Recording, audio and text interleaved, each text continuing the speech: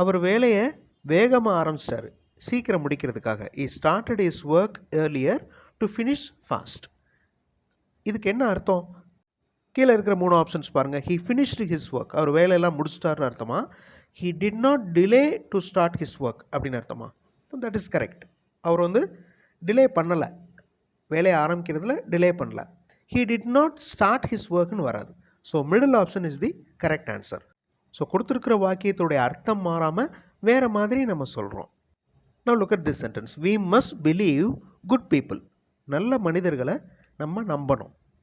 இதே அர்த்தம் இருக்கிற வாக்கியம் கீழே எதில் இருக்குது? we can trust good people. Other options பாருங்கள், வேறு மீனிங் கொடுக்கும். ஓகே, ஒரே அர்த்தத்தில் இருக்கணும். It is very easy to complete this work.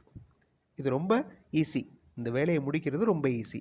இதனுடைய ஆன்சர் எது? கமெண்ட்டில் ஆன்சர் பண்ணுங்கள். ஃபுல் வீடியோ பார்க்குறதுக்கு சென்டாக் சேனல் பாருங்கள், கண்டிப்பாக உங்களுக்கு யூஸ்ஃபுல்லாக இருக்கும். தேங்க்யூ.